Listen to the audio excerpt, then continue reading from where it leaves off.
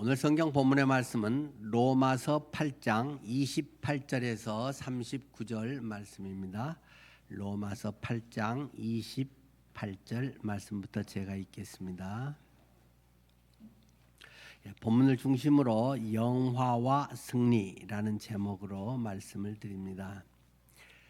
28절 우리가 알거니와 하나님을 사랑하는 자 곧 그의 뜻대로 부르심을 입은 자들에게는 모든 것이 합력하여 선을 이루느니라.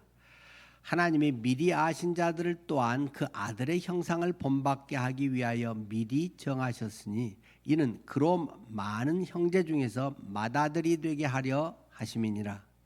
또 미리 정하신 그들을 또한 부르시고 부르신 그들을 또한 의롭다 하시고 의롭다 하신 그들을 또한 영화롭게 하셨느니라.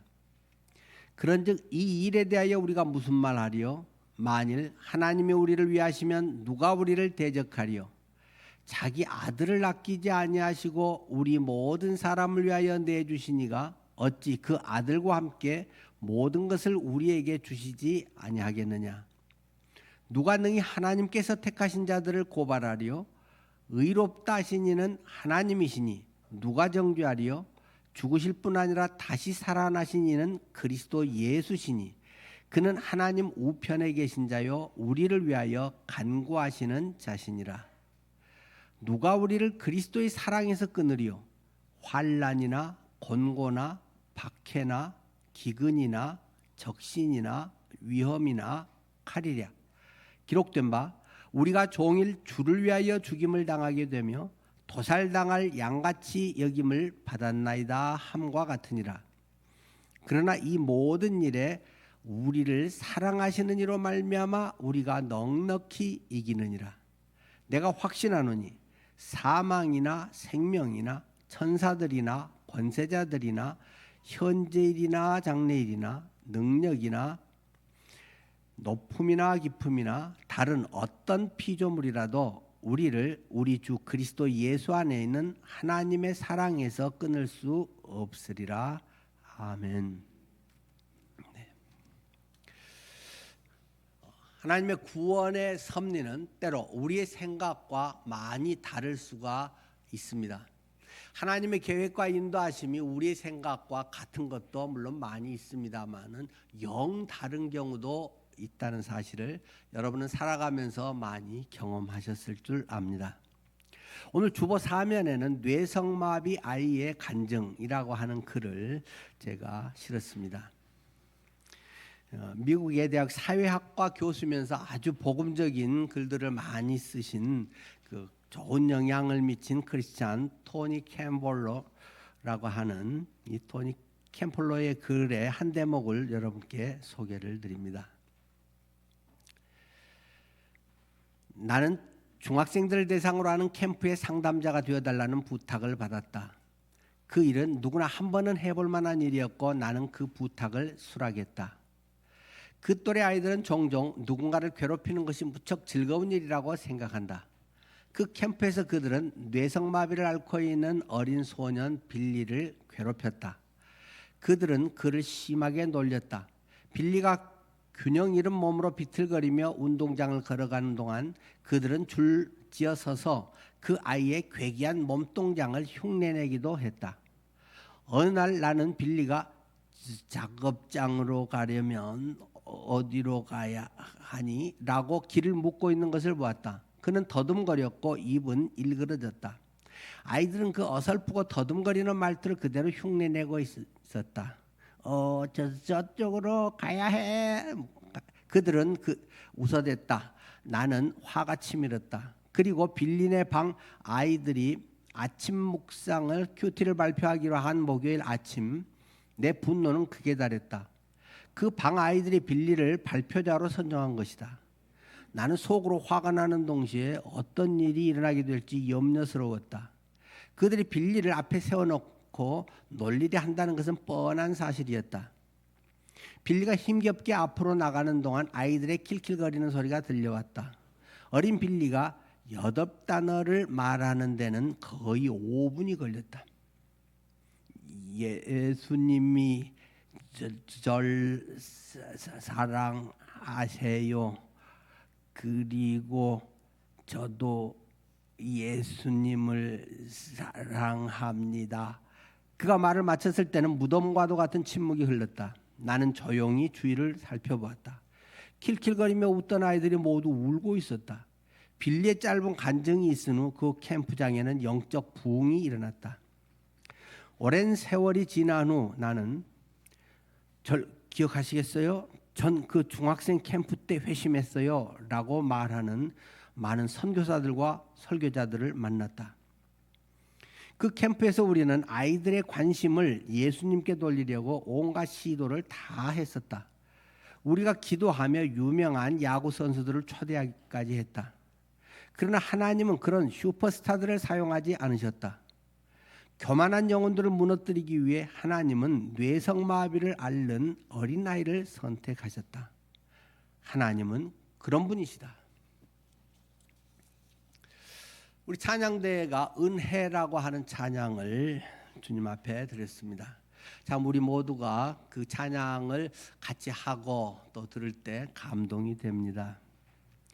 우리의 구원에 하나님의 복음에 대해서 한마디로 은혜. 지금 수년째 우리는 이 은혜에 대한 것을 계속 나누고 있습니다. 하나님의 섭리, 그것은 전적으로 은혜입니다.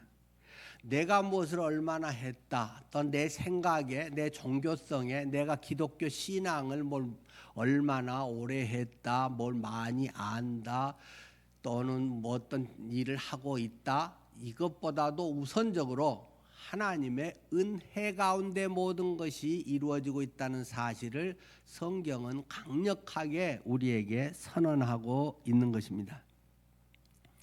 나의 어떤 것에 우리는 자꾸 초점을 맞추려고 합니다. 내가 그래서 욕을 하고 있고 내가 이것을 잘하고 어떤 내가에 자꾸 초점을 맞추려고 합니다. 물론 성화의 성령이 내 안에 계셔서 나를 통해서 무엇을 하시려고 할 때 그런 것들을 잘 사용하시고 그런 마음을 주십니다. 그러나 자칫하면 우리는 내가가 중심이 되려고 합니다. 내가 뭘 한 거를 자꾸 생색을 내고 싶은 마음이 우리 속에는 자꾸 생깁니다. 몰라주면 서운한 마음이 생기려고 합니다. 내가 뭘 했다는 것이 자꾸 뭔가 돋보이고 싶은 것이 우리들의 본성이 아닐까요? 그러나 성경은 우리에게 계속 강조하는 것은 네 안에 계신 그리스도가 부활의 영, 부활하신 예수 그리스도 또는 성령이 너를 사용해서 너라도 너까지 것도 사용해 주셔서 이런 일을 했다라는 것이 초점이라는 사실을 우리가 늘 기억해야 됩니다. 그렇기 때문에 자랑할 것은 눈꼽만큼도 없다.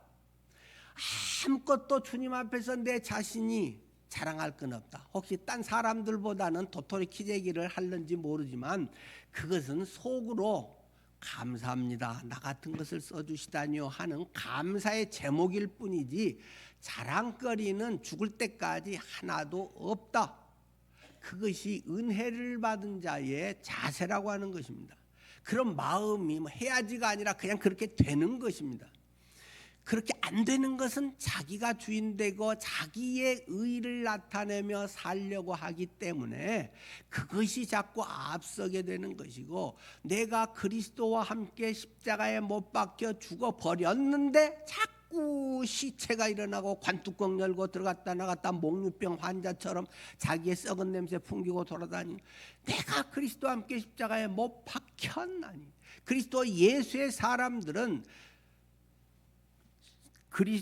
그리스도 예수의 사람들은 그 정욕과 탐심을 십자가에 못 박아 버렸느니라. 못 박았느니라. 박아라가 아니라 이미 박혔다, 죽어버렸다. 그게 복음이라고 하는 사실입니다.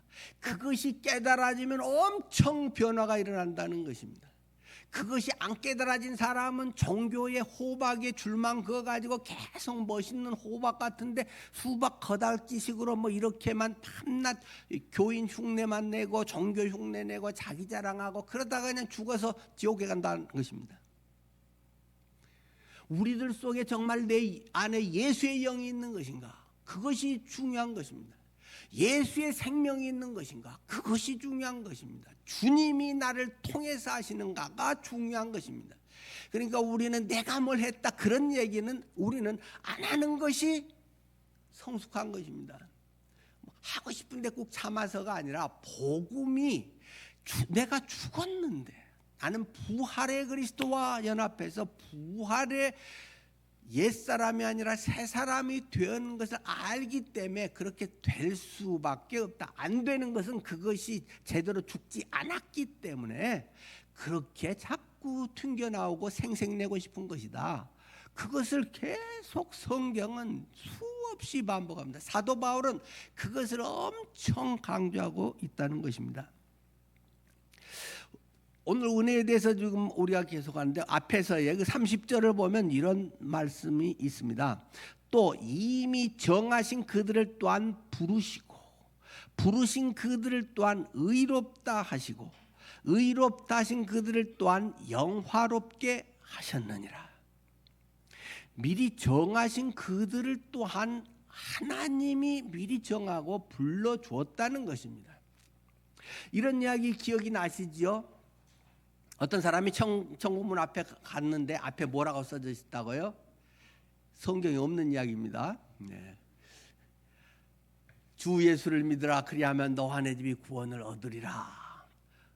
잘 외우고 있는 그 말씀이 딱 써져 있더라. 그래서 맞아, 주 예수를 믿어야지 하고 믿고 천국문을 싹 들어가서 뒤로 딱 돌아봤더니 뭐라고 써 있다고요? 내가 창세전부터 너를 택하였노라 하고 써져 있더라.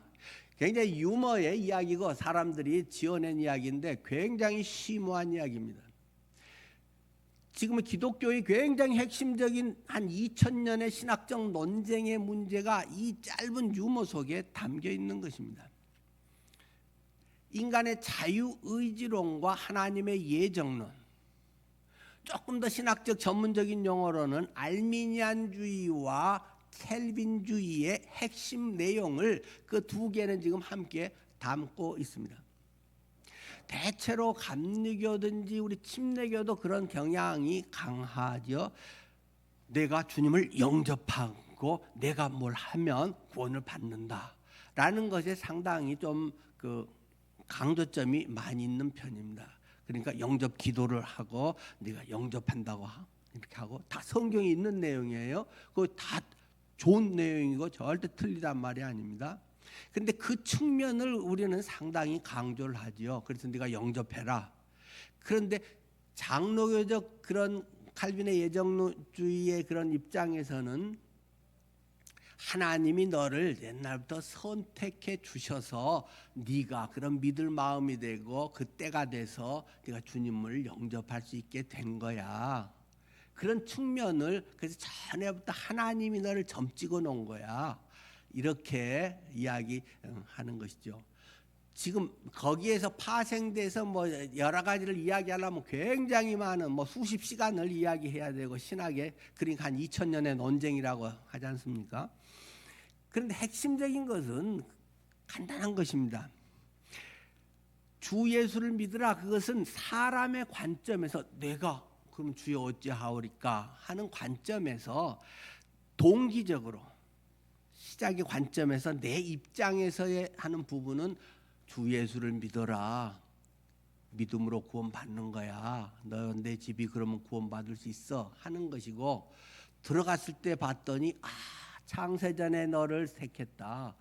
가서 보니까 내가 믿어서 내가 구원받은 거야. 내가 믿어준 거야.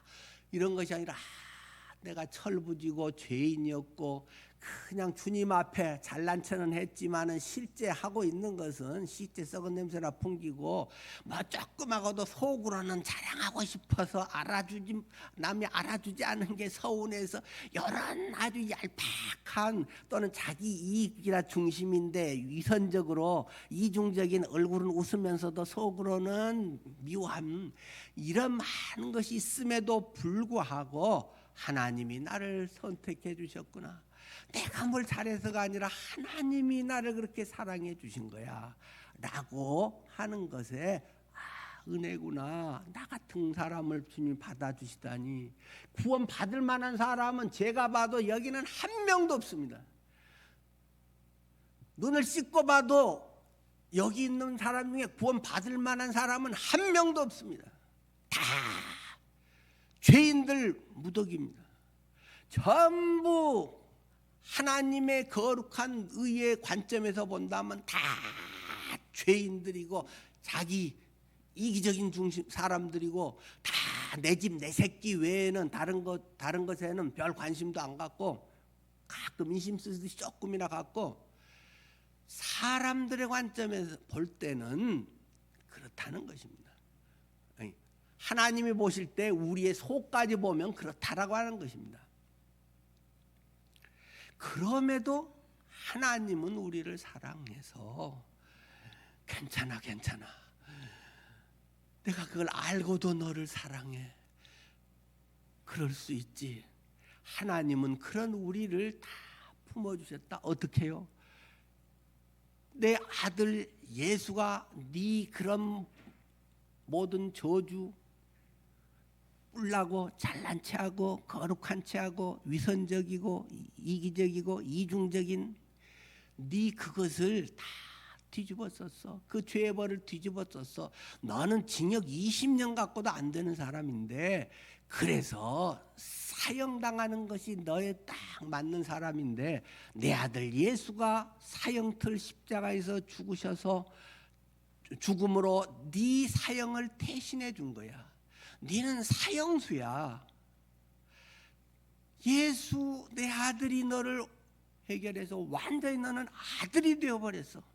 너는 그런 것이 있음에도 불구하고 지금도 그런 것이 종종 튀어나오고 불구하고 그런 모습에 그런데도 신앙 좋은 척 쇼를 하고 있음을 알매도 불구하고 내가 너를 사랑해. 그것이 은혜고 복음이라고 하는 것입니다. 그래서 우리는 주님 앞에 죽을 때까지도 자랑할 것은 하나도 없다.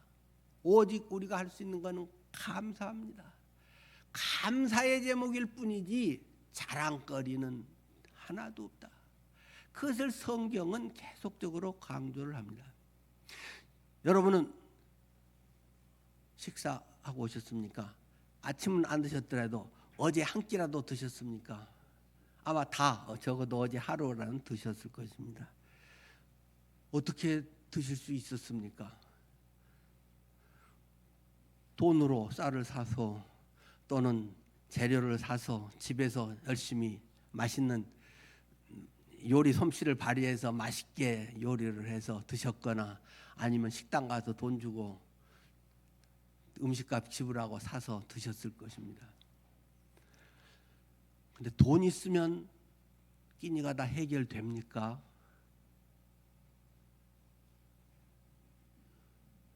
돈 있다고 다 밥 먹을 수 있는 건가요? 돈이 밥입니까? 돈을 씹어 먹으면 배가 부르나요? 돈은 밥이 아닙니다. 여러분이 어제 또는 오늘도 식사한 것은 여러분이 뭘 열심히 잘해서 여러분이 당연히 해서 먹은 게 아닙니다.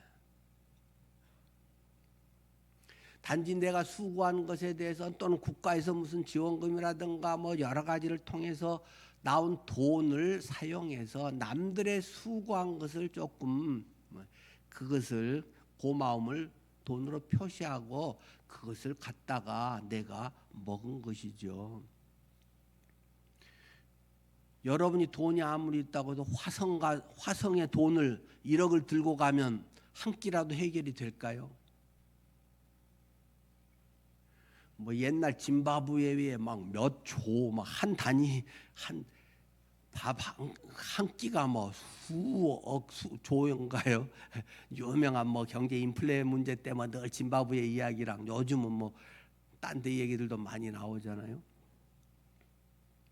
하루 아침에 돈이 종이가 되고 경제공황 때 뭐 독일서도 한 돈을 한 수레를 갖고 가야 뭐 몇 개 뭐 산다고 실제로 그런 일들이 있었잖아요. 돈은 밥이 아닙니다. 돈은 쌀이 아닙니다. 나에게 한 그릇의 밥이 되고 내 입에 들어가서 유지되기는 맛있고 맛없고를 떠나서 쌀밑자가 10십자에다가 그 8팔자 2개를 쓴 거기 때문에 88번의 손이 가야 쌀이 되는 거라고 해서 뭐 그렇게 했다라고 이제 한자 파자 뭐 그래 해석 있지 않습니까? 종자를 싹을 틔워서 모심기를 해서 길러내고 하늘이 햇볕을 주고 태풍 바람도 이겨내게 하고 농부가 그것을 거두고 탈곡을 하고 잘 저장했다가 어디 시장에 나온 걸 내가 돈 조금 주고 10kg에 한 5만 원 주고 사갖고 와서 내가 밥을 해 먹은 것입니다. 나의 밥 한 그릇이 되기 위해서는 수많은 사람들의 수고와 땀과 운송비와 기름과 많은 것이 녹아 있습니다. 김치 한 접시를 먹기 위해서 교회에서 김치 한 접시가 나오기 위해서는 농부들이 배추를 심고 길러내고 다듬고 운송하고 소금으로 절이고 그걸 우리가 갖다가 성도들이 서로 김장을 재밌게 담고 또 전자 그런 사람들이 잘해서 좋은 김치 냉장고를 성능 좋게 만들고 거기에 잘 보관을 했다가 우리 점심 때 한 접시를 여러분 앞에 내드린 것 아닙니까? 농부들이 없으면 될까요? 공장에서 일하는 사람들이 없으면 그런 것이 가능하겠습니까? 이 물질주의 사회 속에 자본주의 속에 돈으로 다 해결되는 것처럼 돈 얼마 줬으니까 됐다라고 생각하는 그것이 얼마나 비상적인 것인지를 우리는 경험하게 됩니다. 내가 절로 자란 것 같지만 부모님의 그 엄청난 사랑과 부모님의 유전자 DNA가 아빠 거 엄마 거가 섞여가지고 나라고 하는 한 몸뚱이를 만들고 정신을 만들고 학교 교육과 수많은 사람들의 기도가 여러분이 이 자리에서 예수님을 믿고 있는 것은 생판 알지도 못하는 그런 선교사들이 좋은 자리를 내려놓고 뭐 알렌 선교사든지 뭐 이런 분들은 미국에서 인류대 의대를 나온 분들 아닙니까? 돈 잘 벌고 의사로 거기서 떵떵거리며 살 수 있는 사람들이 풍토병 많은 대한민국에 와서 복음을 전하고 그러면서 여러분들이 아마 가보셨 분들이 많겠지만 양화진 묘역에 저 안쪽 오른쪽에 가면 뒷부분에 무슨 묘역이 있죠? 영아들 묘역이 있습니다. 선교사님을 따라왔다가 일찍 죽은 애들, 이곳에서 태어나서 조금 있다가 몇 개월 만에 세상을 떠난 아이들, 그런 아이들 묘소가 거기에 비석이 꽂혀 있습니다. 그런 선교사들의 희생에 의해서 전해지고 해서 나까지 복음을 듣게 되었습니다. 우리는 내가 뭘 해서 교회 갔어, 그냥 믿어줬어, 그런 교만이 어디 있겠습니까? 그 말이 틀린 말은 아닙니다. 그러나 그것이 있기 위해서는 수많은 사람들의 희생과 헌신으로 된 것이기 때문에 그것이 나의 돈 몇 푼으로 해결이 되겠습니까? 오늘의 내가 있기 위해서 여러분의 육신의 부모님들의 그 말할 수 없는 사랑과 부모님들의 우리나라 근현대사에 어쩌면 가장 경랑의 질곡의 시대를 살아온 부모님들, 그 부모님들의 본인 헐벗으면서 자식들을 키우고 교육을 시키고 이웃 사람들이 계속 그냥 무시를 당하고 그러면서도 예수 믿으라고 그 아마 수십 번 그런 사람들을 만나고 전도지도 수백 장을 전하고 통계에서 한 사람이 주님께 돌아와서 구원받는데 전도지 몇 장이 필요할까요? 통계를 해봤더니 3만 장 전도 뿌리면 한 명이 돌아온다네요. 3만 장을 뿌리면 다들 잊고 주머니에 넣고 뭐 이미 믿는 사람도 있고 그렇지만 내가 성격이 좋아서 뭐 구도자의 정신이 있어서 내가 뭘 진리를 갈급해서 내가 예수님을 믿은 것도 아닙니다. 남들이 애타고 철야 기도하면서 영혼을 구원해 달라고 지금 우리 성도들도 내 가족 우선 내 가족이라도 다 구원받기를 간절히 저녁 1시간 기도에 안 빠지고 계속 작년부터랑 가족의 구원을 위해서 피눈물의 기도를 통해서 한 사람이 돌아오는 것입니다. 하나님의 은혜입니다. 오늘 본문에서 말하듯이 또 미리 정하신 그들을 또한 부르시고 하나님이 미리 나를 점 찍어줬다네요. 하나님의 낙점 얼마나 큰 복인가. 그리고 부르신 그들을 또한 복을 믿게 해서 의롭다고 하시고 의롭다고 하신 그들을 그냥 그 정도면 됐어가 아니라 완벽하게 나중에는 결국 영화롭게 하셨느니라. 영화에까지 우리를 주님이 쫙 데리고 간다네요. 나는 뭐 조금 하고 교회 가줄까 말까 추운데 어쩌고 뭐 어떠면 어떤 누가 뭐 어쩌고 조금 뭐 삐지고 좋고 뭐해서 뭐 힘들어 어쩌고 우리는 그럴 수 있는 사람들이지만 하나님은 그래도 참고 사춘기가 엄청 긴 사람도 있고 사춘기가 좀 짧은 사람도 있고 그런 것 같습니다. 신앙의 사춘기가 몇십 년 되는 사람도 있습니다. 참. 그러나 포기할 수는 없죠. 그러나 짧게 사춘기를 딱 하고 영접하고 주님의 일을 하는 이러한 주님의 또 참 박수를 받을 만한 그런 사람도 있습니다. 여러분은 어디에 속할까요? 아직도 사춘기를 몇십 년째 하고 있는 사람이 혹시 있습니까? 회개하십시오. 자기 잘난 것을 착각하지 마십시오. 교만한 것입니다.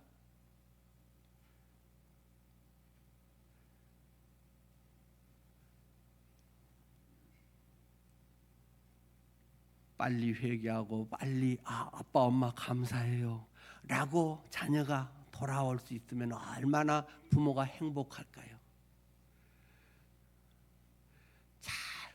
겨우 부모님 돌아가실 때 유언으로나 아빠 사랑했어 하고 속 잔뜩 썩이다가 그러면 얼마나 안타깝겠어요. 근데 그 말도 못하고 죽은 사람도 많고 아버지에게 평생 사랑한단 말 못하고 죽었다고 뭐 그런 고백한 사람도 많잖아요.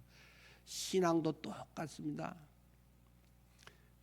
여러분의 삶이 주님의 그 은혜에 대해서 반응할 수 있다는 것은 얼마나 큰 복이겠습니까?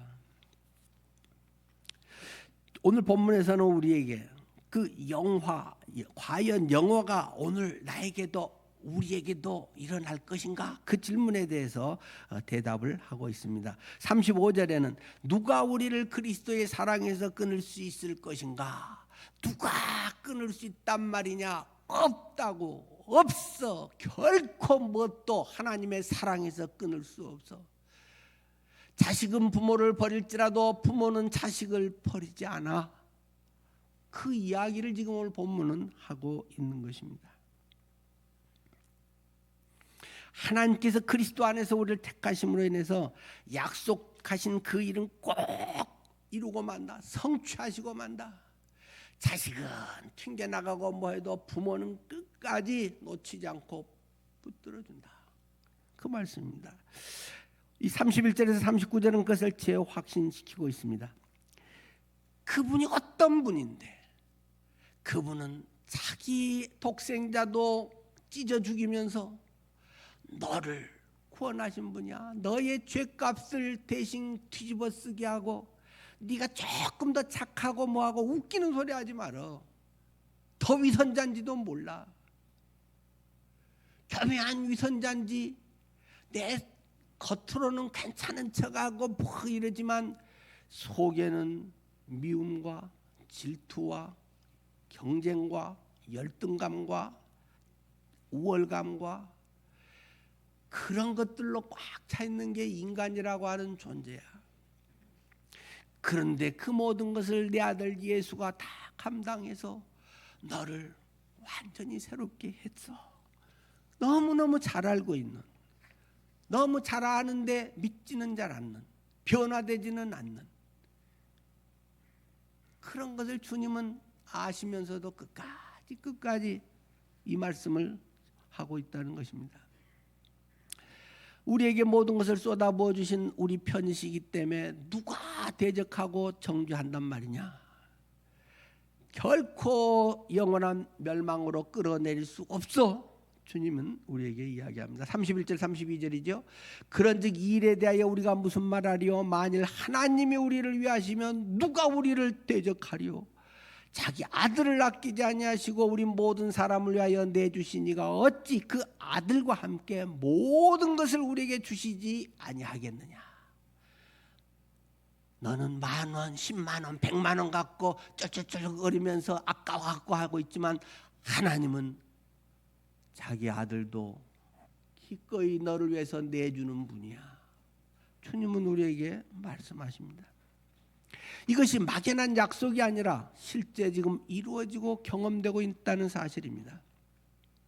어떻게 내팽개치고 지켜보는 것만 아니라 친히 하나님 우편에서 우리를 위해서 간구하고 계신다. 34절이죠. 누가 정죄하리요? 죽으실 뿐 아니라 다시 살아나신 이는 그리스도 예수시니 그는 하나님 우편에 계신 자요 우리를 위하여 간구하시는 자시니라. 주님이 간구하고 있기 때문에 네가 그나마 이렇게 버틸 수 있는 거야. 넘어졌다가 일어날 수 있는 거야. 네 믿음이 뭐 특별히 좋고 뭐 신앙의 연륜이 어떠고 네가 뭐 목사고 어쩌고 그런 것 때문이 아니야. 예수님이 우리를 위하여 친히 간구하고 성령께서 나를 붙들어 주시고 나와 함께 하시는 그 은혜가, 그 감격이 우리를 변화시키는 것이야. 주님은 계속 우리에게 말씀을 하십니다. 그래서 누구도 정죄할 수 없다. 왜? 의롭다고 하신 이는 재판장 하나님이 그렇게 선언을 하는 것이니까. 그래서 그리스도인에게는 정죄함이 없다. 그런데 많은 사람들은 정죄를 당하고 있습니다. 물어보면 많은 사람들이 하나님이 지금 집사님을 보실 때 죄가 있다고 하실까요? 없다고 하실까요? 있다고 하시지요. 교만한 사람들입니다. 그런 사람들은 믿지 않는 사람들입니다. 불신자입니다. 그런 사람은. 왜요? 하나님이 없다고 선언했는데 지가 아니래. 지는 있대. 하나님은 없다. 다 이루었다. 내가 너희의 과거, 현재, 미래의 모든 죄를 다 용서했다. 하나님은 선포했는데 자기는 그래도 내가 언제는 네가 뭐 잘해서 하나님의 자녀같이 되고 했냐? 조금 잘한 것 같다가 또 원위치했다가 뭐 더 쳐졌다가 좀 나았다가 우리의 상태라고 하는 것은 밤낮 그럴 수밖에 없는 것이다. 중요한 것은 사람이 제일 많이 정죄된 거 하는 건 무엇입니까? 왜 그것이 안 믿어지는 겁니까? 첫째, 제일 중요한 건 양심 때문입니다. 착한 사람일수록 이걸 잘 못 믿습니다. 이런 역설이죠. 내 양심에 찔려서. 언제 양심이 완벽한 적이 있었나요? 언제 네가 양심껏 100% 완전하게 산 적이 있었니? 그렇게 살려고는 했고 착한 사람들이 그런 방향성은 좋은 것이지만 우리의 양심에 완벽하게 의로운 사람은 한 명도 없다. 우리의 양심이 자꾸 가책을 합니다. 그래서 결국은 하나님의 선언을 뒤집어 버립니다. 착한 척하면서, 양심적인 척하면서, 위선자들이 말입니다.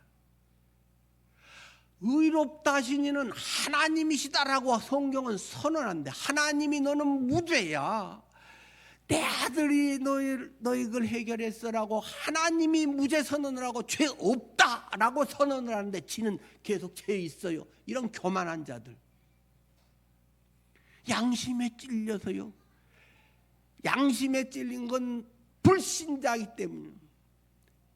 이따 그건 다시 설명을 더 해야 될 겁니다. 오해될 수 있는 부분이라서. 양심이 말씀보다 위에가 있는 사람입니다. 하나님이 없다면 없는 것이지.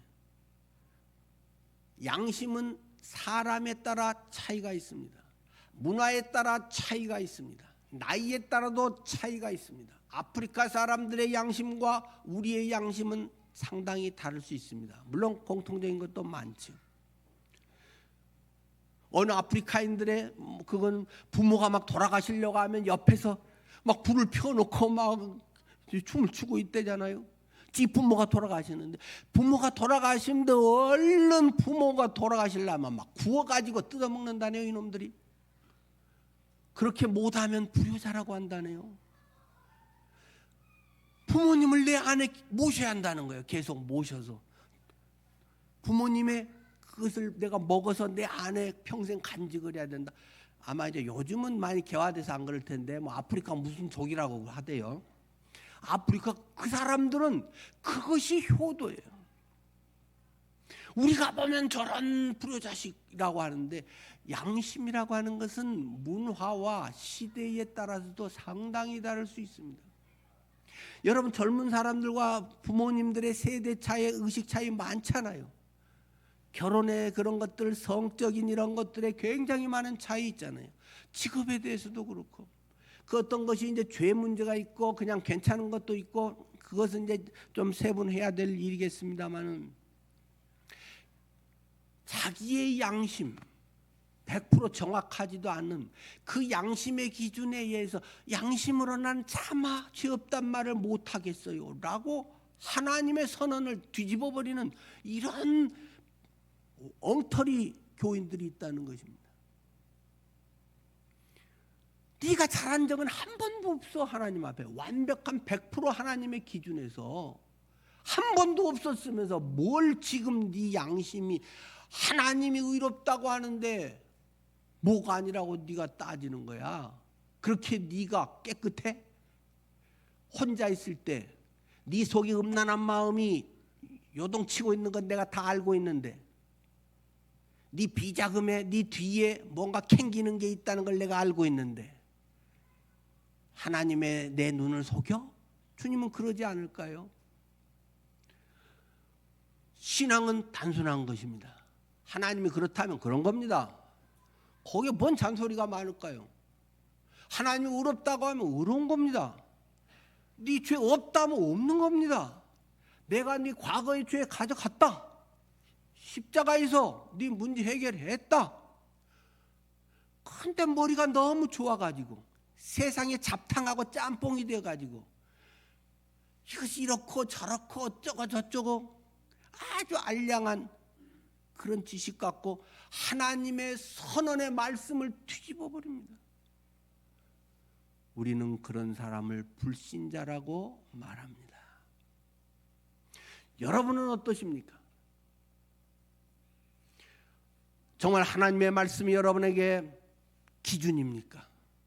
하나님이 없다면 없는 거고 있다고 하면 있는 겁니다.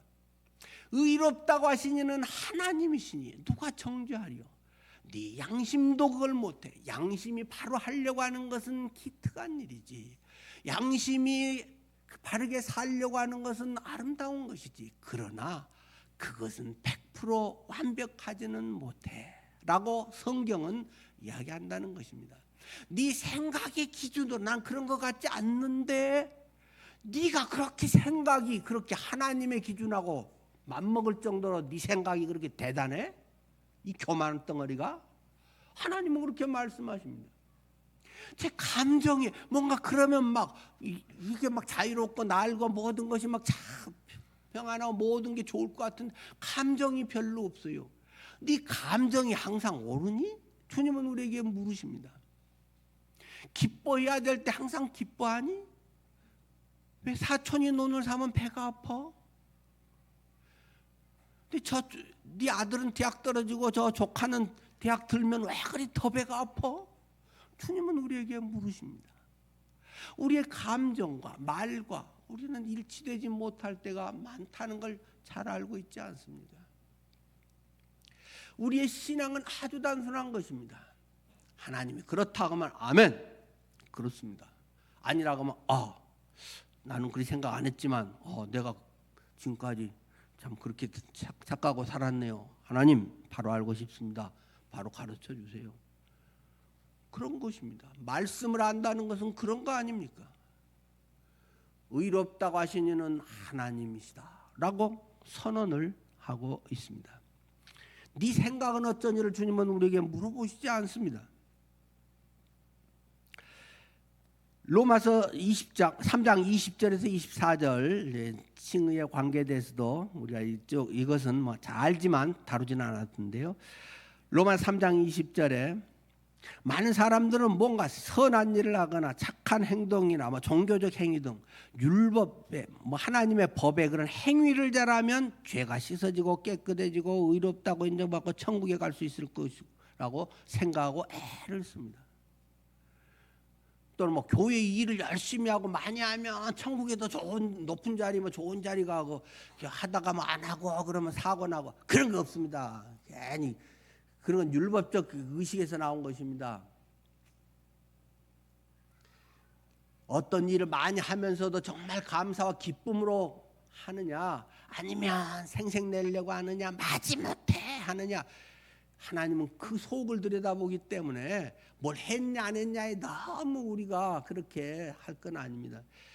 또 힘들어도 버티고 하면서 또 하면 또 다시 하나님 기뻐하신 대로 할 수도 있지 않겠습니까? 우리의 그걸 따라 하나님이 금방 이랬다 저랬다 하면 너 지금 잘했어, 박수 상 받아, 너 이거 마음이 삐딱하면서 쇼하고 있네, 그러면 너는 가다가 있다가 차 사고 나, 이러면 살아날 사람이 한 명이나 있겠습니까? 하나님은 그렇게 쫀쫀한 분이 아닙니다. 나는 하나님의 일 아무것도 안 해도 됩니다. 아무것도 안 한다고 하나님이 뭐 어디 뭐 사고 나고 맨날 중병 걸리게 하고 그러지 않습니다. 그런 사람 수두룩합니다. 할 수 있는 것이 복입니다. 해야 하는 것이 복이 아니라, 물론 그것도 이제 사명에 좋은 거지만, 야 내가 할 수 있다, 걸을 수 있다. 요새 뭐 맨발 걷기든지 요새 걷기만 많이 하잖아요. 전 또 게을러져서 잘 요새 산에 잘 못 갑니다만, 가면 막 뇌졸중으로 해서 딱 이렇게 막 질질 끌면서 가신 분들이 꼭 대체로 저도 뭐 산에서 자주 만납니다만, 걸을 수 있는 것이 복입니다. 맛있게 먹고 소화할 수 있는 것이 복입니다. 아무것도 안 하고 침대에 가만 누워가지고 씹기도 귀찮아 뭐 어따마 유동식으로 그냥 호스로 코 해가지고 속까지 다 그렇게 해서 가만히 있어도 유동식이 해서 몸 유지되고, 그런 게 좋은 인생일까요? 야 우리 저기 맛있대, 저거 내가 한번 살게, 그러면서 가서 맛있게 먹고 즐겁게 또 일도 하고, 그런 게 행복 아니겠습니까? 할 수 있는 게 복입니다. 안 하면 뭐가 사고가 나니까 하는 것이 아닙니다. 주님의 일도 마찬가지입니다. 내가 누워서 아무것도 할 수 없게 될 때, 언젠가 찬양대원도 할 수 없는 날이 올 것입니다. 식사 당번이고 뭐 설거지 당번이고 무슨 청소고 이렇게 설교고 교사고 할 수 없는 날이 누구에게나 틀림없이 옵니다. 단지 이따 사고 나서 내일부터 못할런지 한 20년 후부터 못할런지 그건 우리가 잘 알 수 없지만 할 수 있는 것이 복입니다. 은혜는 할 수 있는 것입니다. 뭔가가 하고 싶은 것이 은혜고 성숙입니다. 뭔지는 모르겠는데 누가 하라고 하지 않아도 뭔가 하고 싶어. 야, 뭘 하지? 찾아서 할 수 있는 것이 복입니다. 그러나 이제 은사나 사람에 따라 다르기 때문에 뭐 어떤 걸 더 좋아하겠죠. 더 이제 잘할 수 있는 건 있겠죠. 취미 생활은 그렇게 열심히 해서 뭐 하는데 주님에 대한 것은 관심이 없다면 건강할까요? 영적으로요. 몸 건강은 그렇게 열심히 하면서 다른 영혼들에 대한 관심과 그것은 없다면 건강한 그리스도인일까요?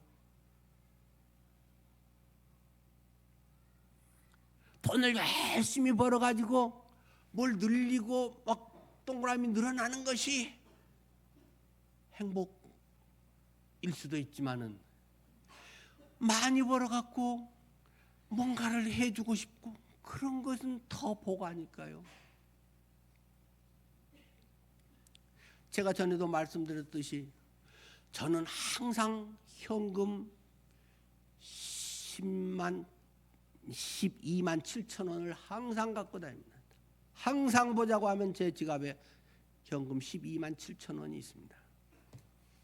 5만 원짜리 2장, 만 원짜리 2장, 5천 원짜리 1장, 1,000 원짜리 2장은 항상 제가 집에서 쓰면 바로 합니다. 뭐 하려고요?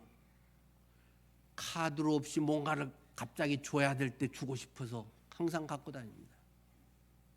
아, 줘야지 하는데 돈이 없어. 근데 누구한테 뭐 카드 긁을 수는 없고 항상 준비하고 다니면 보입니다. 누구에게 뭘 주고 저분에게 주라고 하나님이 내 지갑에 현금을 이렇게 계속 갖고 다니게 하시나? 아마 이건 한 10년쯤 됐을까요? 바로 생각나면 할 수 있습니다. 근데 준비되어 있지 않으면 뭐 붕어빵이라도 몇 개 사주고 싶은데 어떻게 붕어빵 카드 돼요? 안 되는데요. 끊기네. 끝입니다. 그냥 항상 준비하고 있어야 섬길 수 있습니다. 준비하고 섬기는 게 기쁨입니다. 그게 여러분들도 그러시잖아요. 하고 싶어지는 것입니다. 내 돈 아까운 생각보다 주는 기쁨이 더 크게 다가오는 것입니다. 야, 저분 오늘 나 못 만났으면 점심 굶을 뻔했는데 야, 내가 오늘 10,000원 주면서 그래도 식사 사드시라고 줄 수 있어갖고 저분 오늘 그래도 안 굶고 할 수 있었네. 그런 게 기쁨이잖아요. 저는 여러분들이 돈을 많이 벌 수 있기를 바랍니다. 정직하게 많이 벌기를 바랍니다. 받는 것보다 주는 것이 복되다는 주님의 말씀이 경험되기를 바랍니다. 10,000원도 줄 수 있고 50,000원도 줄 수 있고 주님이 마음을 주면 즉각 시행할 수 있도록 준비하면 생각이 달라집니다. 하나님이 누구를 오늘 만나게 하시지? 왜 그 사람 만나게 하셨지? 그래서였구나. 준비되어 있으면 하다가 그냥 끝납니다. 여러분의 삶에 하나님의 예비하심이 그리스도인의 삶의 무언가에 할 수 있는 것들이 많기를 바랍니다. 꼭 돈뿐이겠습니까? 여러분의 시간을 잘라줄 수도 있을 거고, 뭔가를 도와줄 수도 있을 것이고, 힘들게 손수레를 끌고 가는 할머니의 것을 밀어줄 수도 있는 것이고, 내가 손해보면서 저 사람을 더 주면서 내가 덜 가지는 행복도 있을 수 있는 것이고, 우리에게는 줄 것이 너무 많습니다. 카톡에 한 문장을 보내줄 수 있습니다. 기도하면요, 자꾸 생각이 납니다. 사람이 생각이 납니다. 누구 궁금해집니다. 카톡을 보내고 싶은 마음이 생깁니다.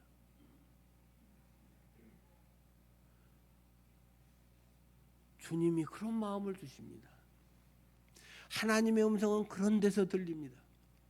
가만히 주여, 나도 하나님의 음성을 듣게 해주시고 영적으로 성숙해서 하나님의 그러한 것들을 체험하게 해주세요 보다, 돈을 주머니에 갖고 다니면요, 하나님의 음성이 수시로 들린다니까요.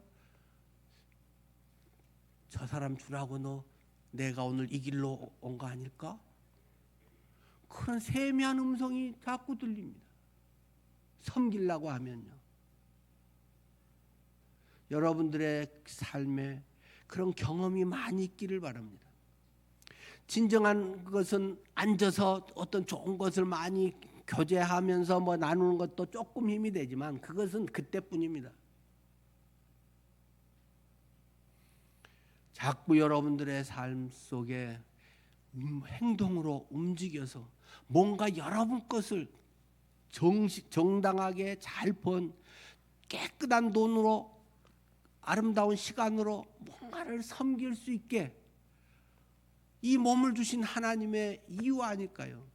여러분들의 삶이 풍성한 그런 나날이 되기를 바랍니다. 그러므로 율법의 행위로 그의 앞에 의롭다 하심을 얻을 육체가 없나니 율법으로는 죄를 깨닫는 것이다. CT, MRI 같이 검사하는 것이다. 로마서 3장이죠. 21절, 이제는 율법 외에 하나님의 한 의가 나타났으니 율법과 선지자들에게 증거를 받은 것이라. 곧 예수 그리스도를 믿음으로 말미암아 모든 믿는 자에게 미치는 하나님의 의다. 자기 의가 아니고 내 어떤 의, 내가 뭘 해서 자기 의가 아니고 하나님의 의가, 로마서 전체의 핵심 단어죠. 하나님의 그 의가 나타나게, 경험되게 복음의 구원을 이루는 것이니 차별이 없느니라. 모든 사람이 죄를 범하였음에 하나님의 영광에 이르지 못하더니 그리스도 예수 안에 있는 속량으로 말미암아 하나님의 은혜로 값없이 공짜로 네가 한 것 하나도 없이 의롭다 하심을 얻은 자 되었느니라. 되라가 아닙니다. 되라는 율법입니다. 해라는 율법입니다. 되었네라는 게 은혜입니다. 그랬구나. 근데 왜 맹인처럼 내 눈이 수십 번 맨날 설교에서 듣는 이야기인데 아직 거기에서 자유함이 없고 해방이 없었고 기쁨과 감사가 없지? 눈이 몇십 년째 교회는 다니지만 가려있네. 영이 어두워져 있네. 영의 맹인이네. 눈만 뜨면 되는데 1초도 안 걸리는 건데 하나님의 은혜로 값없이 의롭다 하심을 얻은 자 되었느니라. 아까 그래서 오늘 본문 8장 33절에요. 누가 능히 하나님께서 택하신 자들 양자 삼고 상속자 삼아서 하나님 사랑하셔서 택했다고 하는 사람들을 고발하리요. 의롭다 하신 이는 누구시라고요? 하나님이시니. 네 양심도 아니야. 교회 뭐 그것도 아니야. 직분도 아니야. 하나님이 너를 사랑해서 공짜로 선언해 줘 버렸어. 그냥 그것이 복음이라고 하는 사실을 우리에게 다시금 로마서는 강조하고 있습니다. 그렇기 때문에 우리를 39절에 보면 우리를 우리 주 그리스도 예수 안에 있는 하나님의 사랑에서 결코 끊을 수 없다. 사망이든 생명이든 천사나 하늘의 권세자든 현재의 일, 장래의 일, 어떤 능력, 높고 깊고 어떤 피조물이라도 뭐라도 하나님의 사랑에서 잘라낼 수가 없다. 왜? 하나님이 힘이 제일 세고 전능자 하나님이 붙들고 있기 때문에 나는 손을 놓을 때가 수없이 많지만 하나님은 나를 끝까지 잡아주신다. 그래서 결코 우리의 구원의 칭의 성화 영화는 100% 모든 믿는 사람에게 이루어지고야 만다 라는 것을 8장 마지막에 더욱 선언하고 있는 것입니다. 여러분의 삶에 이것이 확실하게 도장 찍어지기를 바랍니다. 기도하겠습니다.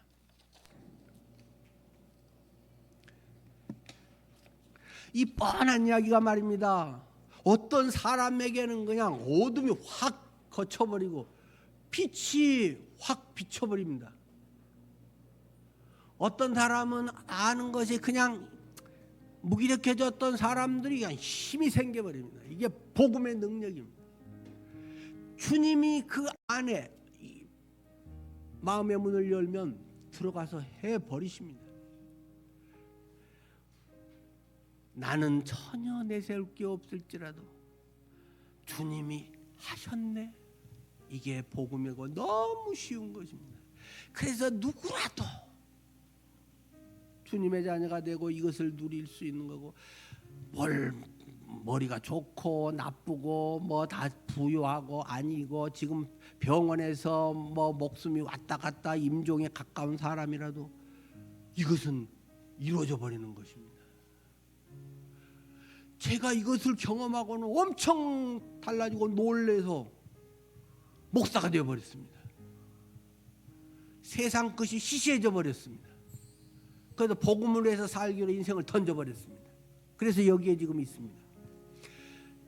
사람마다 길 방법은 다를지라도 이 복음은 각 사람의 은사와 그 하나님의 지으신 바에 따라서 이런 일들을 다 일으키실 것입니다. 적당히 살지 않기를 축원합니다. 하나님 꼭 우리에게 이 복음의 권능이 날마다 경험되게 하옵소서. 성령의 역사를 체험하게 하옵소서. 예수님 이름으로 기도드립니다. 아멘.